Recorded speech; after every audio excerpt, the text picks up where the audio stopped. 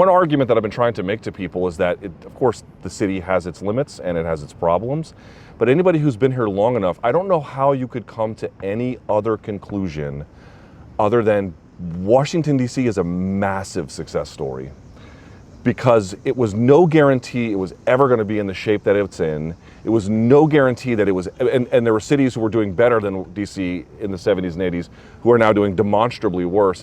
I wonder if you could give me a sense how long you've been in DC and to what extent you share my opinion about its ultimate trajectory. So I've been here for 25 years. I moved, and actually the first place I lived was about a block away from here, and I remember coming here and all I knew about DC was the things I had read in the papers or that I'd seen kind of like represented in movies. It was always like, you've got the federal government, the nice part, and then everything around it is the murder capital, right? So when I first moved in, the first thing I did is I came to Lincoln Park and wandered around aimlessly asking people, is it dangerous here? And of course they looked at me like I was crazy because it was kids at the playground, it was a beautiful day. And they're like, no, it's fine. I mean, there were blocks a little further away that were dangerous, but as the years went by, those blocks, those dangerous blocks, those like dividing lines started pushing further and further east. And if you know anything about DC, like the further east you go historically, it's like that's where it gets dangerous. But that's how the city has progressed. I mean, for better and for worse. I mean, there is gentrification, but like even folks who have been here a long time appreciate that there's safety and that things have improved. Services have improved, schools have improved. I mean, again, nothing is perfect and the city certainly isn't. But in the 25 years I've been here, I've seen it myself. I mean, I'm now raising kids here. The city is one of the few places in the country where you get free pre-K 3 and 4, and that's something that they started about 12, 15 years ago. And it's like, it's the sort of thing where you think about it from a parent's perspective, and you're just like, that's amazing. But it's not the sort of thing that people from outside DC think of. They think of the National Mall, they think of the monuments, and they think of everything else. Potentially the murder capital, maybe something a little bit, maybe not so much the murder capital anymore, but they don't think of the fact that there is a city, and the city does work. How do you understand our present moment, given what has happened with the administration and where we are today? How do you interpret what this means for the city as it is today? I mean, it's challenging because, you know, DC has always faced the fact that it's not a state, the fact that it has home rule that was only given to it, like its local government was only granted by act of Congress, and Congress could take it away whenever it wants.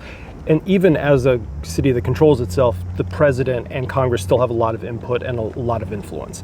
So like we've always known that this could go away. Like our autonomy could be infringed upon or could be taken away altogether. But no president really along the way has fully wanted to go that far. I mean, they've gone bits and pieces here and there, they've definitely done things, but nothing compared to where we are now. And like, I guess you could expect it from a guy like Trump. Trump has pushed every boundary that exists, legal, political, social, otherwise. And here we are. He gets to a place like DC and he realizes he has huge power compared to what he has in Chicago, San Francisco, New York, LA. I mean, he could do things. I mean, in LA, he sent in the Marines and he sent in the National Guard, but he got sued for it because there was some legitimate like legal questions about whether he can do that. In DC, there's not. He can deploy the National Guard. It's the one place in the country where he controls it, not the governor, not the mayor, because we don't have a governor. So it's kind of like, it's to be expected that it was going to happen with a guy like Trump, right? Now, I think the mayor here tried to push it off as long as possible by being nice to him and kind of giving him bits and pieces, like doing things that would make him happy. But at some point he saw it was just too good of an opportunity to use like the backdrop of DC for his theatrics, which is like, I'm going to roll out the feds, I'm going to roll out the National Guard, I'm going to say I'm cracking down on crime, and you know, it's going to look great, it's going to play great for everybody else outside of DC. How much of this do you interpret as a particular attack on a part of the electorate that clearly does not support him? And how much of this is just pretext for a broader mission that has actually nothing to do with DC specifically? Yes, to your point, DC, right. There's less friction to make this happen, but it does seem like there is a blueprint for scale here, no? Yeah, no, totally. And I think obviously DC is a great place to go at, like I said, and like you said, because he can, but it's also because it's a city that on average is voting 91, 92, 93% against Trump. I mean, the three times he ran, he never got anywhere above 6% of the vote here. So clearly, like, you know, he's a guy who likes retribution. This is a good place to exact some revenge, obviously.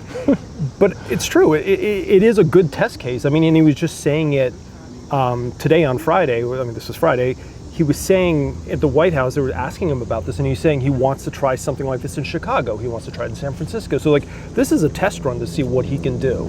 Now, again, there's still limitations to what he can do in other places, because those are cities and states that have their own powers. But he's clearly like testing things out and seeing how far he can push it. And if he's gotten this far in DC, it's going to go somewhere else next. For folks who may not be clear, what actually can Trump do? You mentioned he can deploy the National Guard, which is funny in light of January 6th that he elected not to. But putting that aside for just a moment, beyond that, what are some of the things that he is capable of doing that folks may not fully understand or appreciate?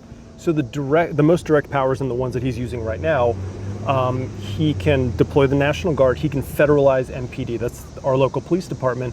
And by federalize, I mean basically for 30 days, he can say, this is what you have to do on my behalf. And they have to do it. It's this provision in the city's constitution, which is very broadly written. And it was essentially thought of in terms of like significant emergencies or a moment where like the federal government needs local police to do X, Y, and Z. But I don't think anybody ever conceptualized that this is what that would be. It would be like, I need you to go, I'm going to take over MPD because I feel like it's being run poorly and I think I could do a better job fighting crime. So there's National Guard, there's what he can do to MPD, and that's the things, and he's the first one to federalize MPD. No other president has done it. And then there's a lot of small things he can do that seem relatively insignificant, but kind of like shape DC. He has a lot of power to appoint members of boards that do things like approve designs for things around DC. Not like, if you're going to renovate your house, but like any big building that is like within like, a distance of the National Mall has to go through the National Capital Planning Commission. He now controls that. And so if he really wants to derail a project, I mean, this came up with the new Commanders football stadium, which is going to be about a mile down the road from here.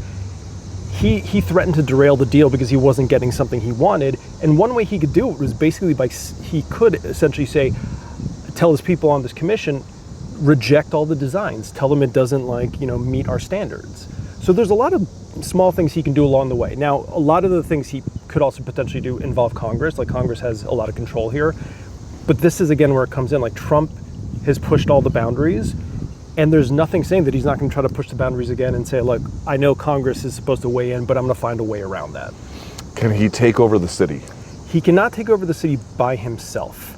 That's where Congress comes in. Because again, Congress is the one that wrote the law, that passed the law that gave DC its own elected government. So in theory, Congress would have to repeal that law to then get rid of our local government. But Trump has declared national emergencies to do all sorts of things that have nothing to do with real emergencies. So he could, in theory, declare a national emergency and then suddenly say, listen, I'm getting rid of the city's home rule.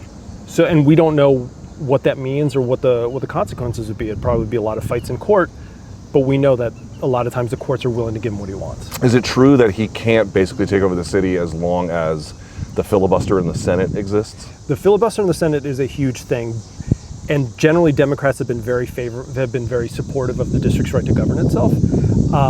That being said, there have been moments in the last decade where when it comes to specific social issues that they poll poorly on, and crime is definitely one of them, that Democrats will side with the Republicans because it's easier for them to then go back to their constituents and say, like, look, I'm pro-law and order. Clearly, look what I voted on when it came to this thing in D.C.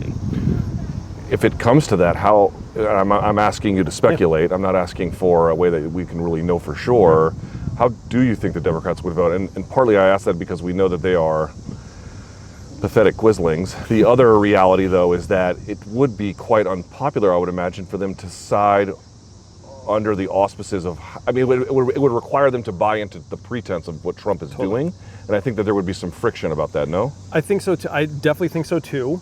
So I don't think it's going to get that far. I don't think it would get past the filibuster, like if Trump really asked Congress to get rid of the city's local government. Just another point, I think also, Republicans keep threatening this idea. They keep saying, we're going to repeal home rule, we're going to get rid of the city's local government because they can't run the city. Now, at the end of the day, what the funny thing is that before the city could govern itself, it was governed by the federal government. And it's not like the feds did a particularly good job either. I was reading all these historical articles from like the 40s and 50s, and they did everything wrong. Like services were crappy, they had problems controlling crime, schools weren't particularly good. There was also segregation. There was a lot of things the feds did not do well. So assuming that the feds could come in and just run the city perfectly I just don't think that's going to happen. You know what blows my mind about that is that, like, I've certainly not done as much research on this as you, but like to the extent that I've done any, you hear from, Robert Byrd, for example, and then other legislators at the time, and they were like, it's a giant pain in the ass to run that city. Absolutely. Do they not realize that now, or do they simply not care, or is it just bluster? Like, how do you interpret like their zeal to now control these affairs? I feel like it's all three. I feel like they just see it as a Democratic target, so why the hell not do it? They know they have the power to do it, so like even better, let's shove it down their throats. But I think they've completely forgotten that it sucks to run municipal government. Like, you don't get elected to Congress and then imagine that the thing you're going to do is sit on some committee that's going to decide regulations on dog walking, or hear citizen complaints about the fact that trash doesn't get picked up. And honestly, if there's one thing, if you've lived in DC long enough, you know that if the trash doesn't get picked up, people are going to complain, and lots of people are going to complain Quickly. Yeah, quickly. And if you want to be a member of Congress from Utah or from Arkansas, that you get sent to Washington under this like idyllic conception of what it is to be a part of the American democratic machine, and you're literally then making calls to be like, dude, can you go pick up the trash at Mr. Smith's house? I don't think they want that, but I think they've forgotten that that's what this would involve. Hey guys, thanks for watching the video. Please consider giving this a thumbs up as well as liking it. And if you want more of my politics coverage, go to the link in the description box for my Substack. Yes, go to my Substack. We might put a QR code on the screen here as well. Tons of exclusives, interviews, chat functionality with a whole different community over there. Tons of fun stuff. Give it a look.